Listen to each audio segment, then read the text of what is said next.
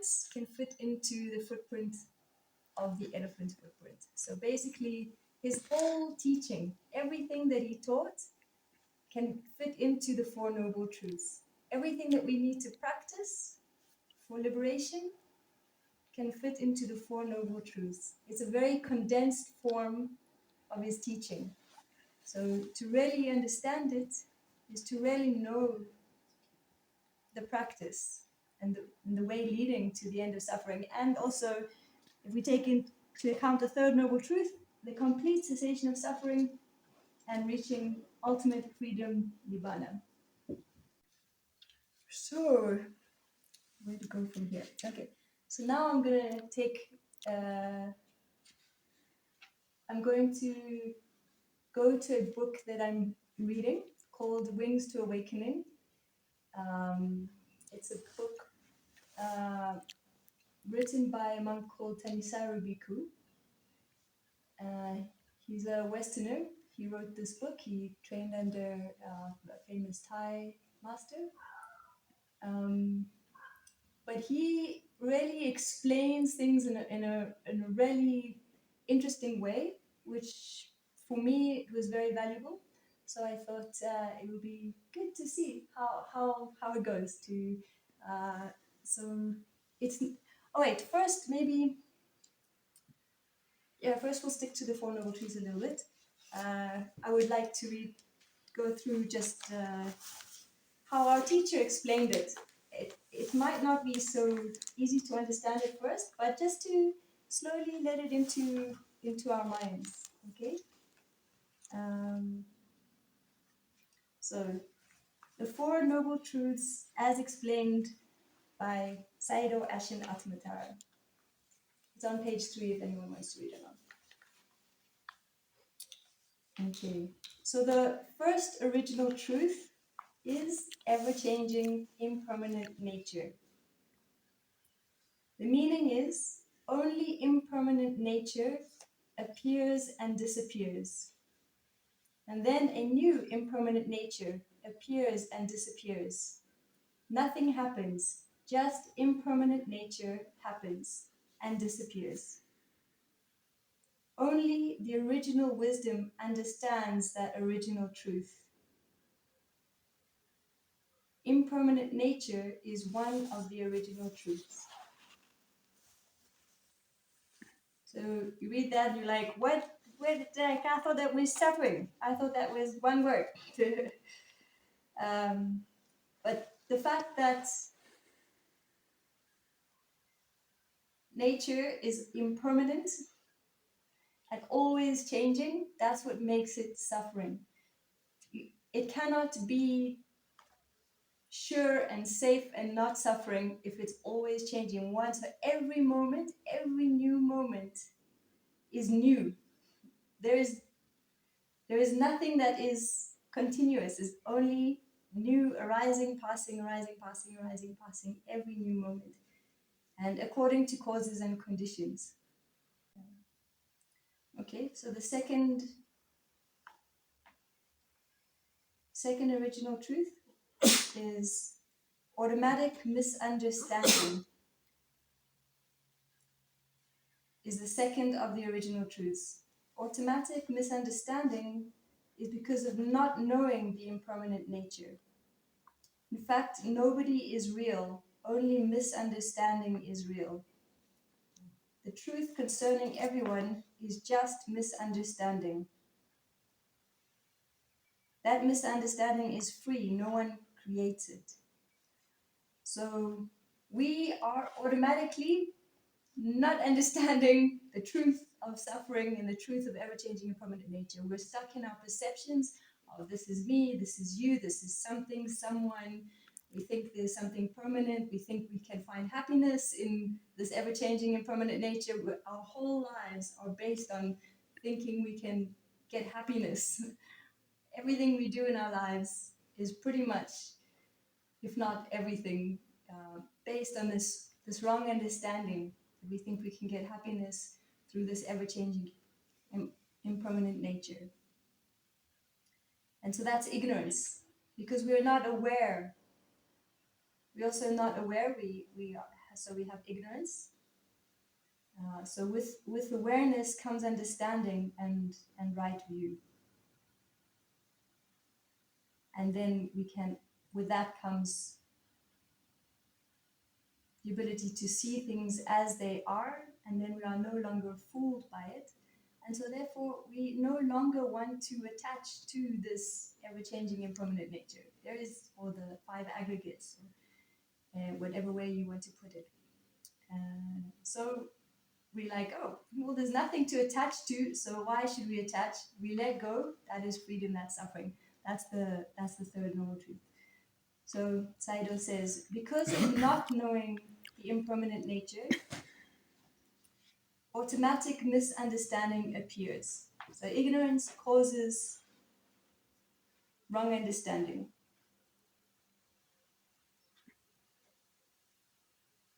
Illusion, and yeah. So every new misunderstanding is happening in all of us.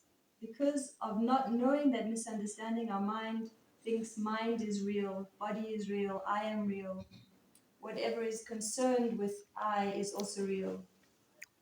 All our thinking comes from not knowing the original truth. The third original truth is permanent nature.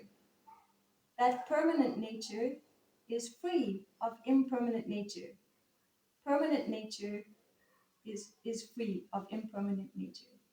So what's that? Nibbana. Nibbana is permanent. It is not ever changing. Impermanent nature. Okay.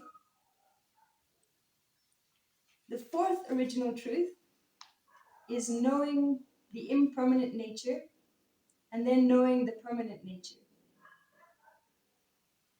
The knowing is automatic knowing, not creation.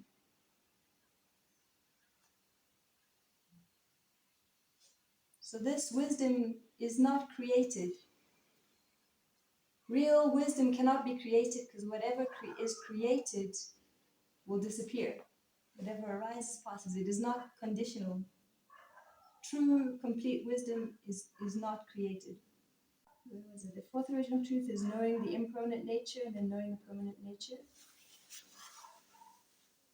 The knowing is automatic knowing, not creation. This knowing is called original wisdom. It is natural knowing. It is free of creation. That is why it is permanent.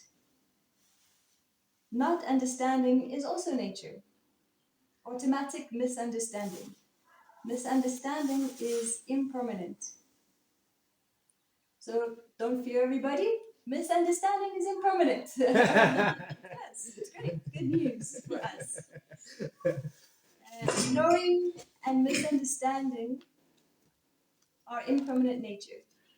Automatic misunderstanding also appears and disappears. That is why they are impermanent nature. What I say is about the four noble truths that the Buddha discovered for the sake of all living beings. So, in a way, the fourth noble truth, the path leading to the cessation of suffering, is kind of us going through the first, the second, and the third. So, seeing suffering, knowing the cause of suffering, and then letting go of the cause of suffering. Right? That's the process that we go through over and over again in our meditation and in our lives. And that's it. But we can do it, according to the map of the Buddha, we do it through the Noble Eightfold Path. This is how we make sure that every aspect of our life is following this way. As our skillfulness gets stronger and stronger, our ability to understand gets stronger and stronger, our ability to concentrate gets stronger and stronger, to stay in the present moment, to abandon unskillful actions and thoughts, so it's definitely a gradual path, and so we have to be prepared for that. We got to say, okay, we're in it for the long run. We're gonna do it. We have patience, perseverance, and that patience and perseverance is also a very good way of learning detachment from self as well. There's no me to get enlightened, but you go through the processes, it will naturally happen according to nature. Especially, if you go in the right direction with right view. Yeah. Okay. So now, So there was a time when we were not born. We were not born with this knowing, no, and then we were socialized to. no, we're automatically born with not knowing. And there's no original time where we all knew. This, there is no first cause. Uh, there is no beginning and no end. Because even time is creation. So it's beyond time and space. Yes, especially if we are born, it means we have wrong understanding. It means we are attached and we are clinging to self. We cannot be born if we have no clinging to self. The reason we keep being reborn is because we still have attachment to self. This is what keeps us clinging to the cycle of rebirth. Yeah. And so that's also the way to get out of the cycle of rebirth. But the Buddha is also saying being born is suffering. If you're born, you die. If you're born, you will experience suffering, loss, lamentation, sorrow, pain, discomfort, all of these things, and then you'll die. But you'll be reborn again. And also, how and where you're reborn is according to your karma. Your karma is based on intentions. So that's why intentions are so important. And that's very much part of right understanding. We need to live our lives with being very careful of our intention, because if we don't, we are automatically creating suffering for ourselves and others too. Yeah. And it takes time to refine our intentions, to know our intentions, and so that's also a very normal process. It's also not something to blame ourselves for if we have bad intentions or wrong intentions. These are just according to causes and conditions. But by slowly training our mind, conditioning our minds, creating good conditions in the present moment, we create good conditions for naturally for good condition for good effects to arise. And that the more we do that, the more we will be able to do. The more skillful we act now, the more we'll be able to be more skillful in our intentions, in our actions, in our wisdom.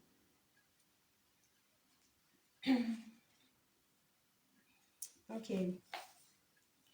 So this book, Wings to Awakening, which I can post on the group, it's a PDF that you can download freely. I really recommend it for anyone that likes to read. And So what is it called again? Wings to Awakening. I'll put it on the group. Oh. Yeah, I'll post the link as well to download it. Yeah, yeah. In our little booklet, the only thing that I've put there is it's basically the Wings to Awakening are the 7 sets of which are like the most important lists of the Buddha. The Buddha likes lists, right? Lists. And there's 37, I think. The 7 sets make 37 Wings to Awakening. So we follow these, that's it. We got our wings. We're going in the right direction, yeah? And it's really nice to just look at them, to be familiar with them, even if we don't have full understanding of them at first, because it takes time.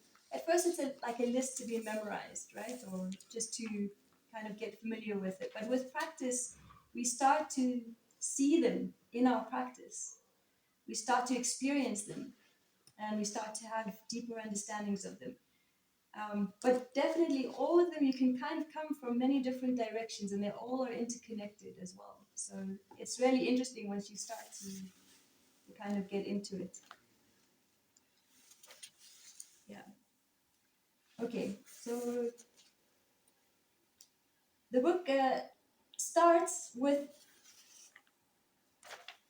the Buddha before his awakening, when he was still a bodhisattva, and he's kind of having this realization. So he says, before my awakening, I was subject to birth, aging, illness, death, sorrow, and defilement. I sought happiness in what was subject to birth, aging, illness, death, sorrow, and defilement. So that already shows you what, like you're putting your happiness into something that will die. It doesn't make any sense, right? That is subject to birth, aging, illness, death, sorrow. So if you put your happiness in a person or in food or in anything, it's gonna go away. It's gonna not be there anymore. And that is suffering, right? So the thought occurred to me, why, being subject myself to birth, aging, illness, death, sorrow, and defilement, seeking what is subject to birth, aging, illness, death, sorrow, and defilement, what if I were to seek the unborn, unaging, unailing, undying, sorrowless, undefiled, unexcelled security from bondage, unbinding? So the Buddha basically says, I want the ultimate happiness. Nothing less than that, right? We should do the same. Don't settle for like a little pleasure from an ice cream. Like, like complete happiness is possible. So that's why we take refuge in the Buddha, because the Buddha showed that it is possible. It is something that can be done. We can be free from all the suffering. We can achieve complete ultimate happiness within this very life, even. Even in this modern day and age, we are still in the Buddha Sasana. We still have the teachings of the Buddha. They are still alive in the world today. Apparently, there will be a time where the teachings of the Buddha will not exist in the world. So people will not have the opportunity to know what is right view, right understanding, not be able to practice in the right way. And it would be extremely difficult to do on your own. There are very rare cases where a person can achieve full enlightenment without a teacher. They are called Pacceka Buddhas. They do exist, but they are very rare. So for the most of us, we need at least to have the teachings, right? So we are very lucky to be born in a time we still have the teachings of the Buddha, and we have a sangha still. We have a monastic community that still keep the teachings alive, that still practice to a very high degree, and they are also able to share their wisdom with us and help us on our path and guide us as well. So that's also very valuable, and also we can serve the Sangha as well, and get a lot of merit that way as well. So yeah, uh, with regards to what if I were to seek the unborn, I like that. I was like, well, seek and you shall find, right? So like you can believe in the impossible.